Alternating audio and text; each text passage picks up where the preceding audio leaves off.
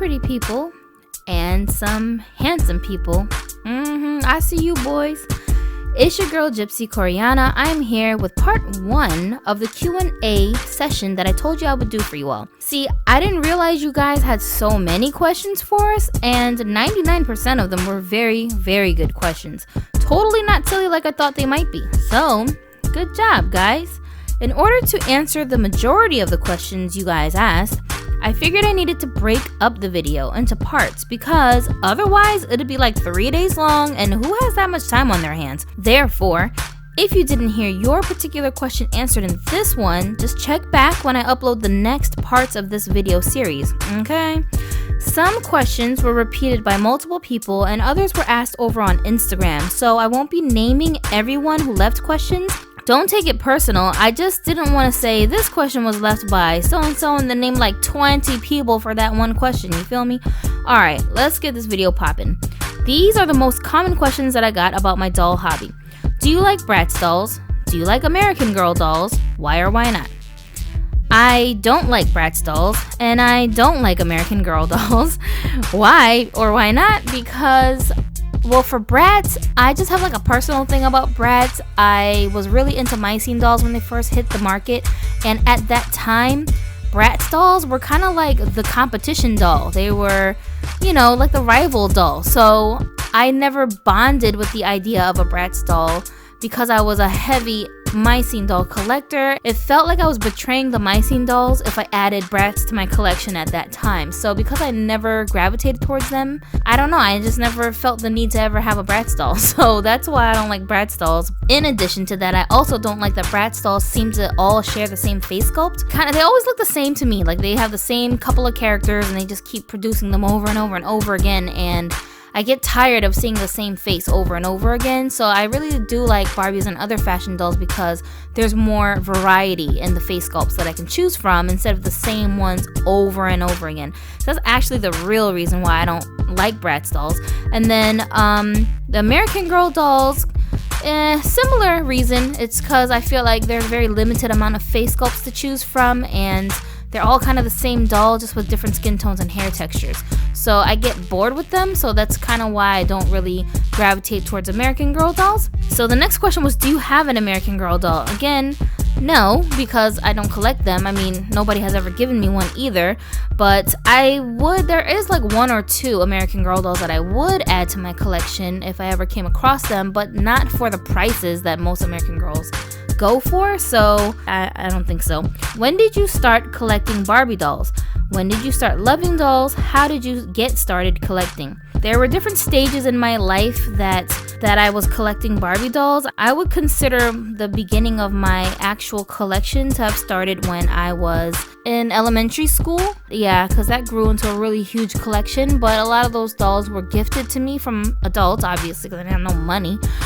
That was like my first collection, and then there have been many collections since then. As I moved around, I would lose dolls or I would have to give up my dolls and kind of start over again. So I would say probably around then, but maybe I would consider my high school collection as the start of my like deliberate collection, because I actually was buying the dolls and choosing the dolls that I wanted to have in my collection more consciously, I guess. Yeah, and that was when I was collecting my Mycene dolls. When did you start loving dolls? I've always loved dolls. As far back as I can remember, my first favorite toys have been dolls. They weren't all Barbies, but I guess my first love was baby dolls. I don't remember ever not loving dolls. I've always loved dolls since I was a child, and I wasn't one of those kids that like beat up their dolls and, you know, played with them all rough and made a big mess out of them. I really treated my dolls like they were people. So for me, I guess I've always loved dolls. How did I get started collecting? Again, people gave me dolls for gifts as a child, and that grew into a collection, but consciously I started collecting when I was in high school. I would say that my collection really started funny story, I had a boyfriend that my mom really didn't want me to date. So in order to convince me not to date him, she kind of made me a deal where she bribed me with Barbies. Every so often, she would take me to Toys R Us or Kmart or someplace and let me pick the dolls that I wanted. And if I promised not to see this boyfriend, then she basically would reward me with dolls. So that's how the beginnings of that collection grew.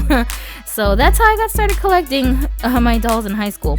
What other dolls do you collect? Do you collect any dolls or toys besides Barbie? Yeah, I do. I do collect some other things besides Barbie. Other fashion figures besides Barbie, of course. Like I have some Disney Store princess dolls and things like that. And I have 18-inch dolls, My Life as dolls, the ones that are from Walmart, which I like way better than American Girl dolls because I think they're cuter and I like their hair quality and I think they're cheaper. So yeah, cheaper is better to me, especially if it's cute. So yeah, I do have those. And I also collect Masterpiece dolls, which are really, really big. Those are like, I don't even know what scale those dolls are because they're literally life-sized. So yeah, I do collect other toys and dolls besides Barbie, but not toys in general. I'm not really a toy collector. I'm just more like a doll collector. Next question. What do you love about collecting Barbies? To put that in a nutshell, my favorite thing about Barbies is that it gives you a way to kind of live vicariously through your dolls and express your creative, fantastical, visionary side through your dolls, whether it's by dressing them and displaying them or like play acting with them, role playing, that kind of stuff, or even like drawing them and photography. Just whatever way you can express yourself with those dolls, they give you that outlet to be able to do that. So that's one of the things that I really love about dolls, and they soothe me, and it's therapeutic for me to play with my dolls because the dressing process and the styling process helps me to kind of calm down, kind of take my mind off of stress. So that's one of the things that I really like about collecting Barbies. What's your favorite Barbie body type? Obviously, my favorite body type at this current stage are Made to Move doll bodies. I like, hands down, I don't even have to explain why. I just love those. Here are the questions that I received about my personal life or about my personal opinions. First, how old are you? I am 30 years old. How many kids do you have? I have 2, a girl and a boy. Were your parents in the military? Yes, my father was in the U.S. Army. What is your culture? I have many cultures that I belong to. I guess if you're talking about race, I'm half Black American and half Korean. Have you been to South Korea? If you have been there, what was your favorite spot? Yes, I've been to South Korea and I have lived in South Korea. My favorite spot in Korea? Oh man, my favorite spot is this place in Itaewon called Hannam Village. At Hannam Village, it's like this place where I guess like soldiers' kids and like Americans who have, you know, proof that they're an American citizen can go there and just kind of like hang out. And it's like housing and stuff for the American soldier families. When I lived in Itaewon when I was a kid, me and my sister used to go there after school all the time and just hang out at like this park that was in the grounds, and that's where we would run into other kids that looked like us, like kids that were half Korean and half something else, and we could play with the kids there. And like some people spoke English, some people spoke Korean, but it was like a really fun like getaway secret place that we could be at where all the Korean kids from Korea weren't allowed to come in. So that was like the one place where we didn't feel like ostracized or out of place because we had darker skin than the Korean kids. So yeah, that was like one of my favorite places, and they had like the best pizza there. That's my favorite place in Korea.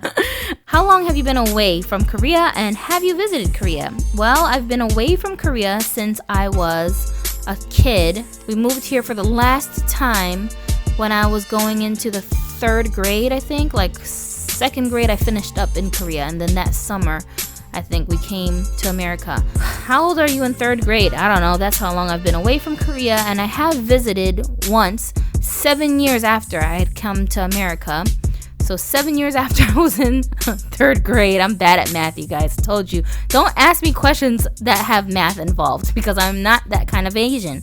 Y'all do the math. But anyway, 7 years after I was like 7 or 8 years old, I visited Korea with my sister when we were in like high school maybe or middle school, and I spent a summer out there with my grandparents and some of my aunts and uncle. How do you feel about the LGBT community? Well, I don't feel any particular way about the LGBT community. I don't have anything against anybody who's part of any community, really. especially if they're not bothering me, so I don't care. And when I say, oh, they're not bothering me, I don't mean, yeah, you can be gay, just don't bring that around me. That's not what I mean. I mean, you're free to be whoever you want to be around me. I don't judge anybody based on really anything that they like to do, as long as whatever they're doing does not infringe on someone else's rights or hurts anybody else or makes anybody else feel bad. So as long as you're not offending anyone, and again, when I say offend, I don't mean like, oh, I'm offended because you're gay. No, because that doesn't have nothing to do with me. So I'm not offended that you're gay. You know what I'm saying? So we don't care about that. I mean like offend, like actually like insult somebody on purpose. As long as you're not doing things like that, I don't care what you do. So I don't have any like ill feelings toward the LGBT community. I don't consider myself part of that community. So, you know, I can't like really say anything about it because it's not part of my community. I can't judge you because I'm not part of that community to be judging. You know what I'm saying? That's kind of how I feel about it. I don't know. I like everybody. I like everyone. I don't judge people based on their hobbies or based on their lifestyle or based on what they're into or are not into. I judge people really based on their personality. So if your personality sucks, then I don't like you. But if your personality is great, then I don't care.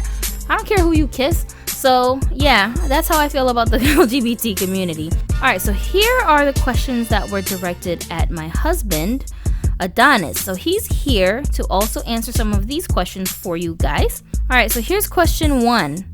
How does your husband feel about you collecting Barbies and dolls? I don't feel any kind of way. We got no problem with that. Was your spouse okay with your dolly lifestyle at first? If not, how did you convince him? There was no convincing needed because I'm a pretty open person and it didn't bother me. Does your husband collect something as well? And is your husband also a toy collector? I collect records, but I don't really collect records anymore. I collect MP3 files of old records and stuff like that. I'm not a toy collector.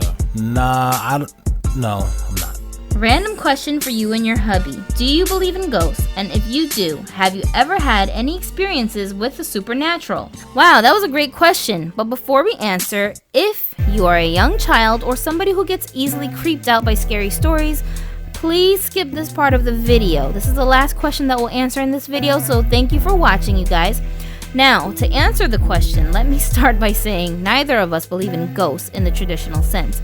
Like, I don't think there are dead people coming back to haunt the world. I do, however, believe there are unseen entities or creatures who are just like regular people. They just can't be seen by us. Those entities exist in many shapes and forms, and some of them, the bad ones, can trick us into believing that they're spirits of some dead people who are now haunting us.